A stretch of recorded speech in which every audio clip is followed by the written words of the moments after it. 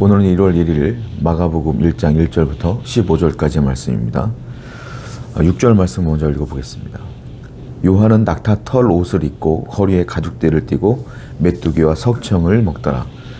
세례 요한에 대한 이야기인데요. 세례 요한은 사명자의 길을 걷습니다. 예수님의 그 길을 평탄하게 만드는 사명을 가지고 먼저 예수님보다 먼저 태어난 세례 요한은 공생애를 시작하시기 전에 예수님 대신에 먼저 그 사명의 길을 그 사역의 길을 닦는 것을 보게 됩니다. 그런데 그 요한이요, 대중들의 사랑을 듬뿍 받고 존경을 받으며 어떤 사람들은 세례 요한이 예수님이다, 즉 메시아다 라고 할 정도로 대단한 인물이었는데요. 이 세례 요한은 자신의 사명을 감당하면서 무엇을 먹고 살았느냐, 6절을 보니까 메뚜기와 석청을 먹더라 이렇게 써있어요. 그리고 낙타 털옷을 입고, 한마디로 말하면 청빈한 삶을 살았다는 거예요. 메뚜기를 잡아먹고요. 석청은 야생꿀인데 뭐 오늘날 석청은 귀하죠. 잘 안 보이니까. 근데 그 당시에는 꿀을 재배하는 것도 아니고 그냥 길 가다가 꿀이 있으면 먹었다는 소리예요. 한마디로 꿀과 메뚜기로 먹었다, 청빈한 삶을 살았다라는 건데, 세례 요한은 사명자의 길을 걷습니다. 그런데 이 사명자로서의 합당한 삶을 사는 거예요. 그래서 많은 사람들에게 존경을 받는 거예요. 여러분, 사명자는 사명자다운 삶을 사는 겁니다. 한마디로 말하면 내가 사명자입니다 라고 말로 하는 것이 아니라 삶으로 본을 보이는 자가 진짜 사명자다라는 것이죠. 그리스도인도 똑같다는 거예요. 성도도 똑같다는 거예요. 성도는 내가 교회 다닙니다, 나 신앙생활 몇십 년 했습니다, 이게 중요한 게 아니라 내가 신앙생활을 몇십 년 했으면 그에 합당한 삶을 살아야 된다라는 것이죠. 그리스도인이라면 그리스도인답게 살아야 된다라는 거예요. 그리스도인답게 사는 게 뭐겠어요? 하나님 말씀을 따라 순종하며 사랑하며 겸손하며 온유하며 성령의 열매를 맺어가며 살아가는 것이겠죠. 오늘도 성도다운 삶을 살기 위해 기도하시고 그렇게 살아가는 저와 여러분 되기를 축원드립니다. 7절입니다. 그가 전파에 이르되 나보다 능력 많으신 이가 내 뒤에 오시나니 나는 굽혀 그의 신발끈을 풀기도 감당하지 못하겠노라. 제가 조금 전에 말씀드린 것처럼 세례 요한은 메시아라는 소리까지 들어가며 사역을 했던 사람이에요. 대단한 사람이죠. 한번 세례 요한이 등장을 하면, 말씀을 증거하면 사람들이 구름대와 같이 몰렸단 말이에요. 그런데 그 세례 요한이 사람들을 향하여 뭐라고 말하냐면, 나는 메시아가 아니요, 내가 메시아가 아니라 내 뒤에 오시는 분이 메시아인데 나와 그분을 비교하자면 나는 그분의 신발을 끈을 묶고 풀기도 부족한 사람입니다 라고 얘기하는 거예요. 여러분, 상대방의 신발끈을 누가 풀어주고 누가 묶어주냐면 이 당시에는 노예가 해주는 거예요. 노예. 그러니까 세례 요한은 자신을 주님과 비교했을 때 종보다 못한 존재로 표현하고 있는 것을 보게 돼요. 이것을 뭐라고 말할까요? 겸손입니다. 세례 요한은 상당히 겸손한 모습을 보이고 있어요. 사명자는 겸손해야 돼요. 사명자는 나를 드러내는 자가 아니라 주님을 드러내는 자가 되어야 돼요. 세례 요한은 본인의 사역을 통하여 예수님을 드러내기 위해서, 주님의 영광을 위하여, 하나님을 드러내기 위해서 노력하는 것을 볼 수 있어요. 성도는 내가 드러나는 존재가 아니라 하나님이 나의 삶을 통하여 드러나게 하시는 거예요. 겸손해야 돼요. 교회에서도 마찬가지예요. 교회에서도 열심을 다하여 충성 봉사하는 이유는 내가 드러남이 아니라 하나님이 드러나고, 그리고 교회가 하나님의 영광 가운데 거하게 하기 위해서 우리는 충성 봉사하는 거 아니겠습니까? 모든 성도는 그러므로 세례 요한을 따라 겸손해야 될 줄로 믿습니다. 9절입니다. 그때 예수께서 갈릴리 나사렛으로부터 와서 요단강에서 요한에게 세례를 받으시고, 자, 예수님도 사명자죠. 공생애를 위해서 성육신하여 이 땅에 오신 것이죠. 우리에 대한 사명이 있으시잖아요. 그래서 세례 요한에게 예수님께서 세례를 받는 장면이 나와요. 예수님은 하나님이시란 말이에요. 죄 없는 하나님이 죄인들이 받아야 되는 그 세례를 바로 하나님이 만드신 피조물인 세례 요한에게 받으시는 장면이다라는 겁니다. 예수님보다 더 겸손한 사람은 없는 거예요. 겸손함은 무엇입니까? 겸손함은 낮아지는 것. 낮아지는 게 겸손함이다라는 것이죠. 예수님이 왜 낮아졌을까요? 하나님 말씀에 순종하여 낮아지신 거예요. 즉 겸손함은 순종과 연결되어지는데 순종하는 사람이 겸손한 거죠. 하나님 말씀에 순종하지 않는 사람은 겸손할 수가 없어요. 하나님 말씀에 불순종하는 사람들이 교만한 겁니다. 그러므로 겸손하냐? 그 사람은 순종하는 사람이야. 교만하냐? 그 사람은 불순종하는 사람이야. 이렇게 연결되는 거예요. 예수님은 겸손하셨어요. 세례 요한도 겸손했어요. 그러므로 사명자는 겸손한 것이다라는 것이죠. 우리가 신앙생활을 잘한다는 게 어떤 의미겠어요? 신앙생활은 무엇일까요?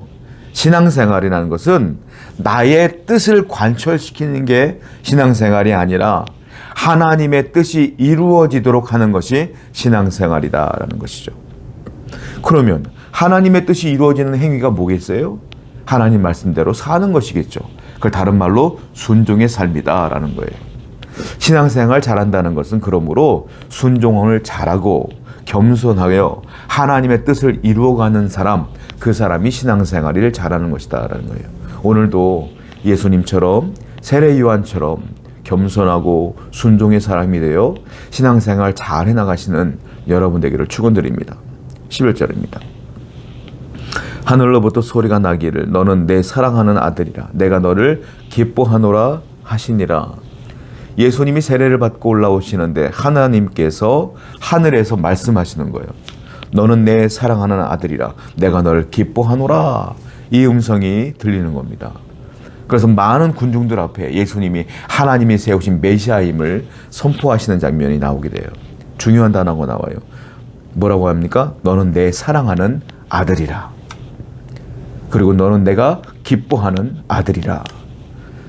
예수님은 이미 하나님의 사랑을 충분히 받고 사명을 감당하는 것을 볼 수 있어요.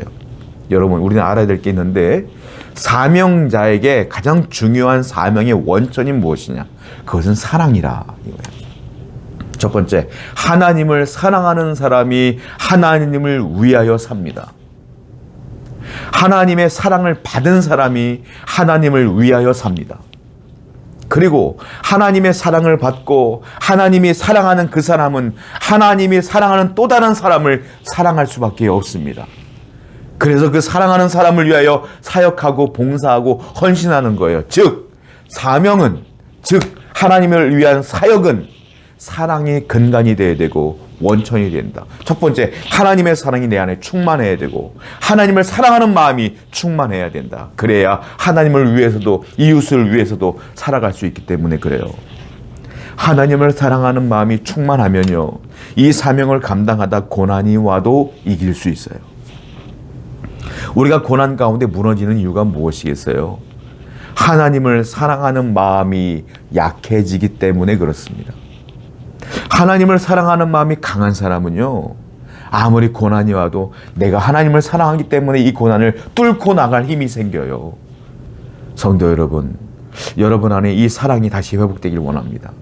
그 뜨거움이 다시 회복되어져서 여러분 안에 있는 그 고난을 뚫고 이겨내는 여러분 되기를 축원드립니다. 12절과 13절에 성령이 곧 예수를 광야로 몰아내신지라 광야에서 40일을 계시면서 사탄에게 시험을 받으시며 들짐승과 함께 계시니 천사들이 수종들더라. 예수님이 세례받고 올라오시자마자 하나님의 음성을 들었어요. 그러자마자 이번에는 성령이 광야로 예수님을 이끌어 가십니다. 그 광야에는 누가 있었냐면 마귀가 있었어요. 사탄이 예수님을 시험하는 장면이 나오게 되는 것이죠. 우리가 알다시피 예수님을 시험하지만 예수님의 그 시험을 어떻게 합니까? 말씀으로 다 이기죠.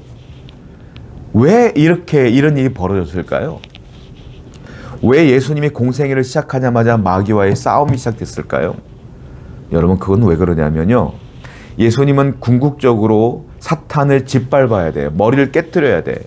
궁극적인 승리를 이루셔야 돼. 그것이 뭡니까? 십자가에 달려서서 돌아가심으로 말미암아 사망 권세 잡은 그 마귀를 이기셔야 돼. 그래서 우리에게 생명을 주시는 사명, 그 사명이 주님께 있지 않습니까? 그러기 위해서는, 이기기 위해서는 작은 승리가 필요했던 거예요. 그래서 이 성령은 마귀와의 전초전을 치르게 합니다. 첫 번째 싸움을 일으키는 거예요. 그런데 예수님은 마귀를 말씀으로 이기셨어요.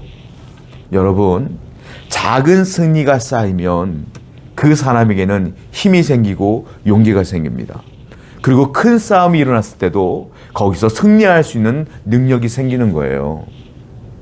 예수님의 이 작은 승리가 궁극적인 마귀를 몰아내는 큰 승리로 이루어지기 때문에 그렇습니다.